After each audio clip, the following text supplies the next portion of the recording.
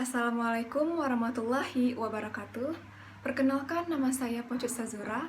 Di sini saya akan mempresentasikan proposal penelitian saya yang berjudul Pengaruh Self-Esteem dan Konformitas terhadap Perilaku Impulsif Buying, Produk Kecantikan, Pengguna E-commerce pada remaja akhir putri di masa pandemi COVID-19.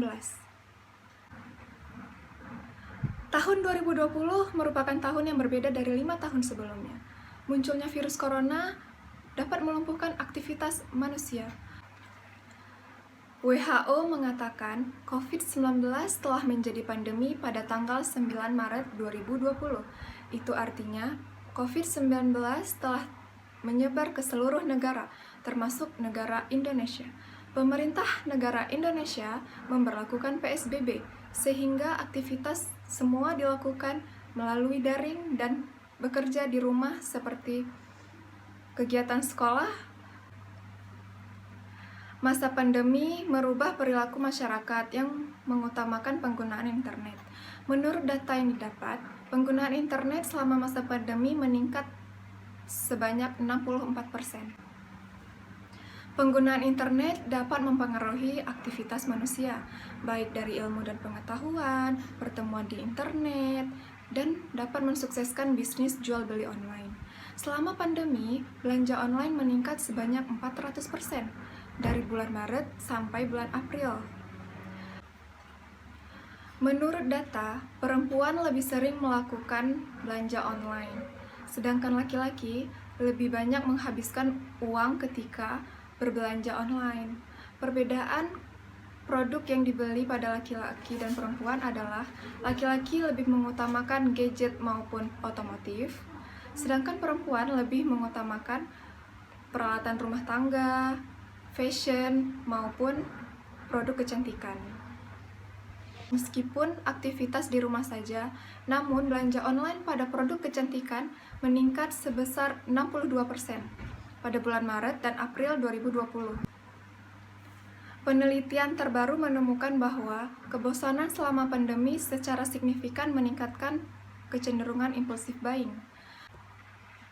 Impulsif buying dapat terjadi ketika seseorang berbelanja secara tiba-tiba tanpa direncanakan, yang sebenarnya dapat menimbulkan konsekuensi negatif. Secara umum, faktor impulsif buying terbagi dua, yaitu internal dan eksternal. Menurut penelitian sebelumnya, salah satu faktor internal adalah self-esteem. Self-esteem yang rendah dapat berhubungan dengan perilaku impulsif buying. Selanjutnya, faktor eksternal, salah satunya adalah konformitas. Menurut penelitian sebelumnya, konformitas secara positif berhubungan dengan perilaku impulsif buying.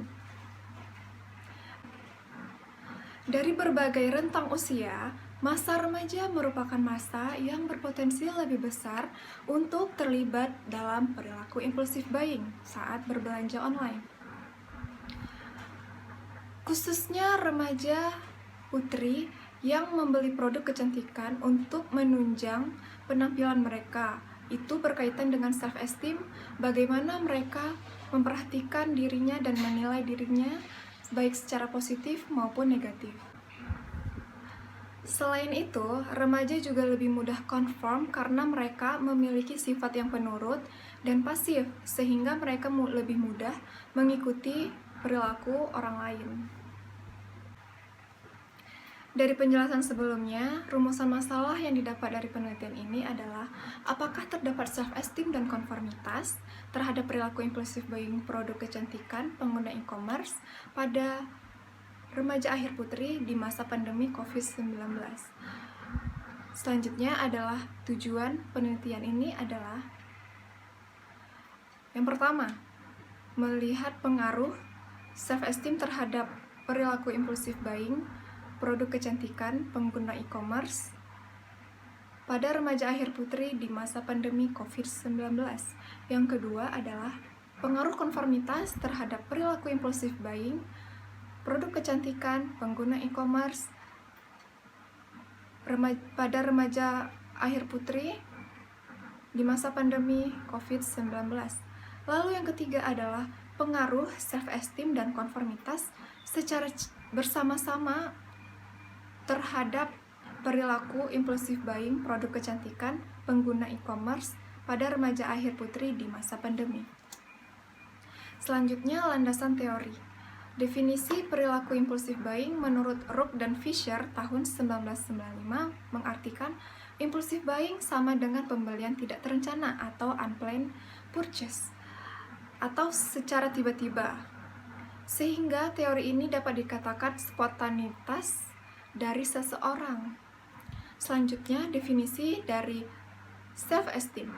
Menurut Rosenberg 1965, self-esteem adalah bagaimana seseorang mengevaluasi atau menilai dirinya baik secara positif maupun negatif tentang dirinya selama hidup. Selanjutnya ada definisi konformitas. Definisi konformitas menurut Baron dan Birne, konformitas merupakan suatu bentuk pengaruh sosial di mana individu berusaha mengubah sikap dan tingkah laku mereka agar sesuai dengan norma sosial yang ada. Selanjutnya ada definisi dari remaja akhir putri. Pada remaja akhir putri dikategorikan pada usia 17 sampai 18 tahun.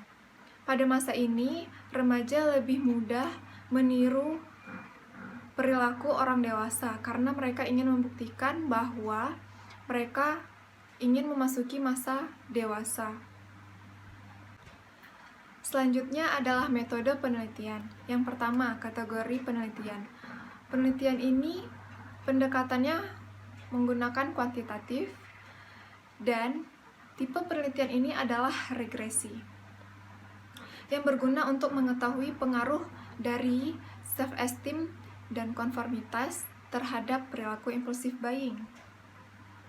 Kemudian, variabel penelitian ini terbagi dua, yaitu IV dan DV. IV dalam penelitian ini adalah self-esteem dan konformitas, sedangkan DV-nya adalah perilaku impulsif buying. Populasi dalam penelitian ini adalah remaja di Indonesia. Data terbaru dari Badan Pusat Statistika tahun 2020, jumlah remaja putri di Indonesia yaitu 10.888 jiwa. Karakteristik responden yang ditentukan adalah pertama, remaja putri di Indonesia yang berusia 17-21 tahun. Kemudian ia berbelanja produk kecantikan seperti skincare, make up, body care, dan parfum.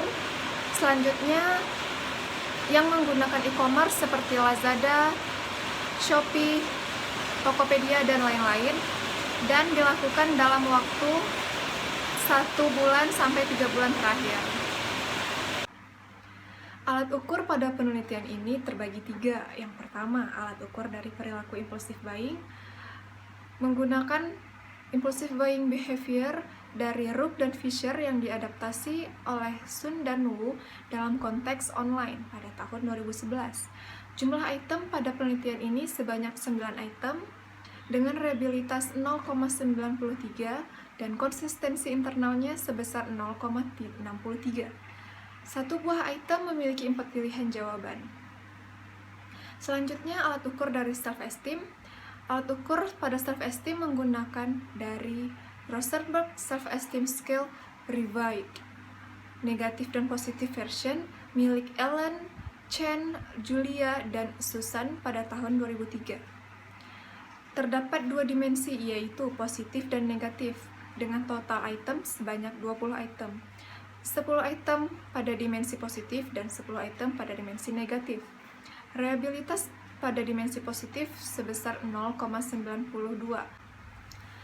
dan reliabilitas pada dimensi negatif sebesar 0,91. Satu buah item memiliki 4 pilihan jawaban. Selanjutnya, yang terakhir adalah alat ukur dari konformitas. Penelitian ini menggunakan alat ukur dari Mareta yang dibuat berdasarkan 2 aspek. Yang pertama adalah normatif dan informatif. Lalu, aspek normatif memiliki 10 item, aspek informatif memiliki 10 item, sehingga total item sebanyak 20. Dengan reliabilitas 0,765 yang masih dikatakan konsisten karena lebih dari 0,700. Sekian dari presentasi ini.